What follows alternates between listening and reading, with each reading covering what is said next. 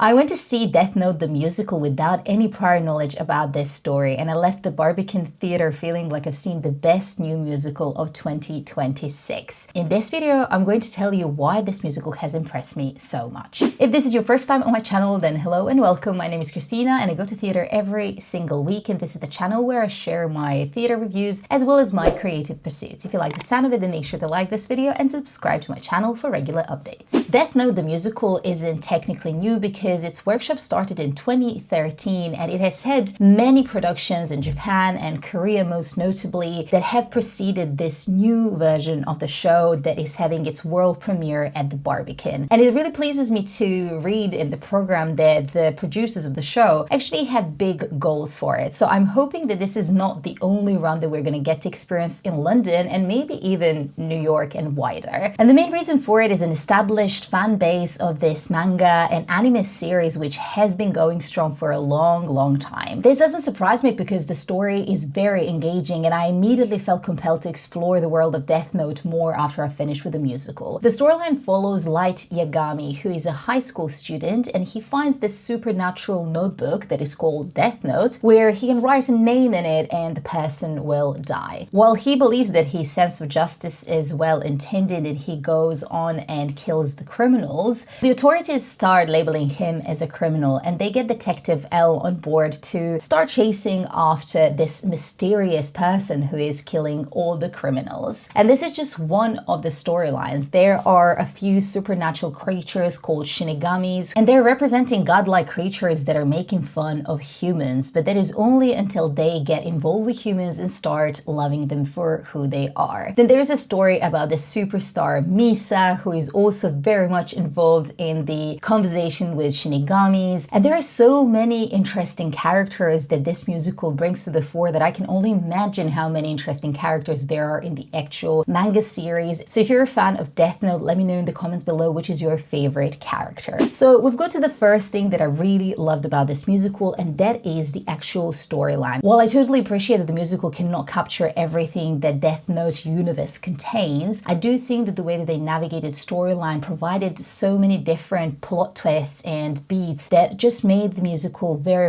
engaging. Not to spoil what happens too much if you're not aware, but there are so many surprising elements in the show, as well as the very ending, which I really didn't expect. It almost left us on a cliffhanger that I would want to see the part 2 of this musical. That's how good and engaging the story is. All the characters are given really strong story arcs and you can really follow them from the beginning till the end. You can follow how they're changing throughout the musical and you can really be on the journey with them. Another thing that helped bring this really exciting story to life is costume design by Sachiko Nakahara. She has created an incredible world where every single character is so distinct and has a very strong visual identity that it is really beautiful how they all work together or clash with each other at times just to tell these different stories. I really like Shinigami costumes. There are 3 of them in the show and each of them have a very distinct, both ethereal, deadly and goth features of the costumes and different wigs and makeup and the way that they go about. So I really loved how different they all looked because it really helped tell their stories and how different they are to each other. And then the remaining characters, from superstar to high school students to Light, who is very much just a regular privileged boy, and Elle, who is on the other hand this nerd who is just constantly in the world of computers. It felt like everything has its space, and I do think that costume and makeup really contributed to it.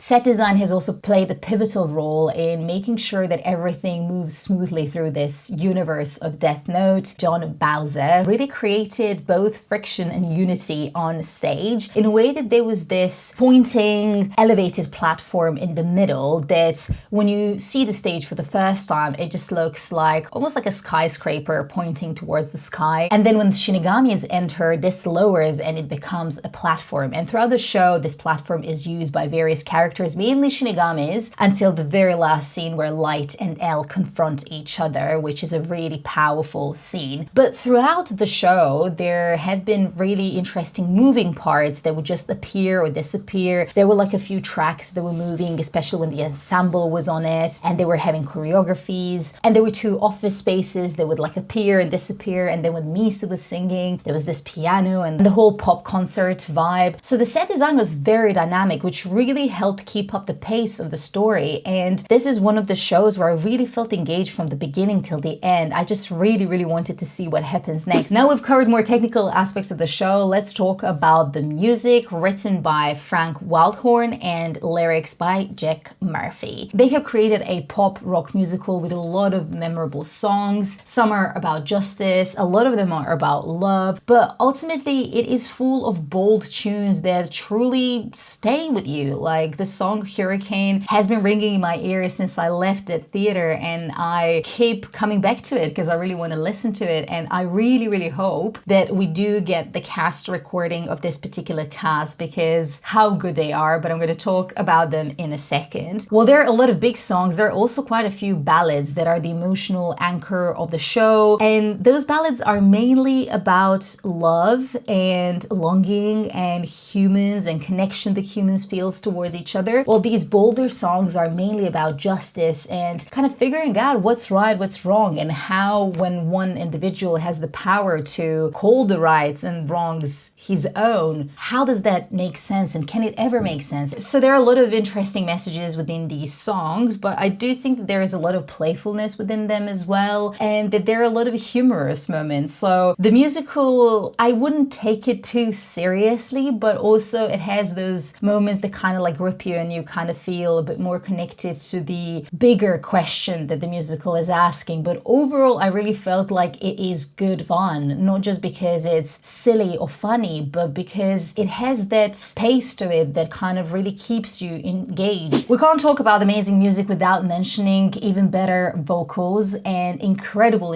cast that this production has assembled. Every single one of them, especially from the lead cast, is a powerhouse on its own. They have delivered such strong performances vocally, emotionally, in terms of acting and delivery of these characters that I was literally in awe of every single one of them. Light is delivered by Xander Peng, and this is such an interesting character because from the very beginning we witness his power and strength and a very strong question, where is the justice? And from the very first song he is in the center of everything that is happening on stage.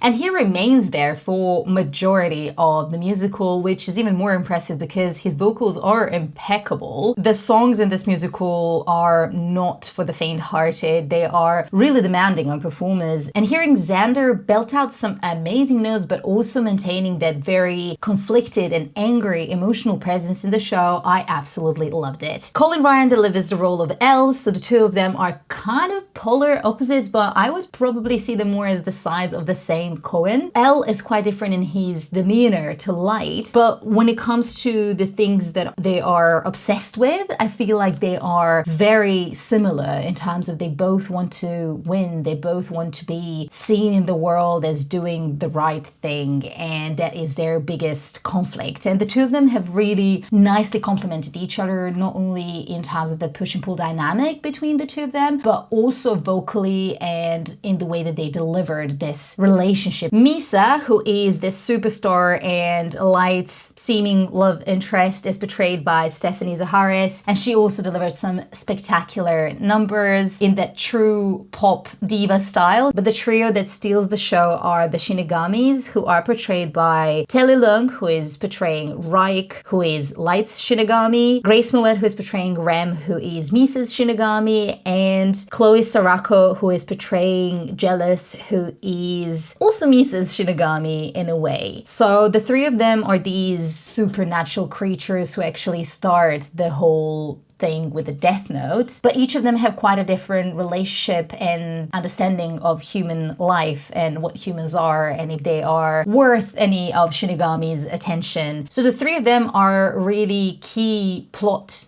twists and points in the show, and they are each delivering their respective shinigamis with so many quirks and differences, from the way that they talk, to the way that they walk, to the way that they interact with other cast members on stage. And also their songs are quite distinct. There are so many ensemble members that are the soul of this show, because they are switching the roles from being high school students to being university students to being just people on the street to being fans of Misa. There are so many different roles that they're playing, and quick costume changes and everything. It is really incredible seeing them. Which brings me to my last aspect of the show that really impressed me, and that is choreography by Fabian Alois. You might remember Fabian Alois from my praises when I went to see Evita. He is an award-winning choreographer, and he has done an amazing job with Death Note as well to create such captivating choreography that truly is the heartbeat of the show and is moving it forward. Nothing feels like it's ever stuck in one place, and with these quick costume changes, the movement that is supported by the set design and light design and these costumes, everything just flows very smoothly and takes you on this journey of the storyline and the musical and the music and voices and everything that is happening that just seems very seamless and easy to follow and very, very engaging to watch. So I think that is the last piece of the puzzle that I was really, really impressed by. My final verdict about this musical is that it's totally worth seeing, and I'm really hoping that it gets Western transfer and that we get to have it in London for longer. From my perspective, all aspects of the show have exceeded my expectations. It might be because I'm not the fan of Death Note's story previously, so I don't have anything to compare to. I would love to hear from someone who's a fan and who has seen this musical to let me know if the story is actually staying true to the manga series and is delivering on some key characters. This is one of the shows that I have mentioned in this video about my 10 most anticipated shows, and if the rest of the shows in this video are as good as this one, then I recommend you check it out and make sure to book your tickets so you don't miss out.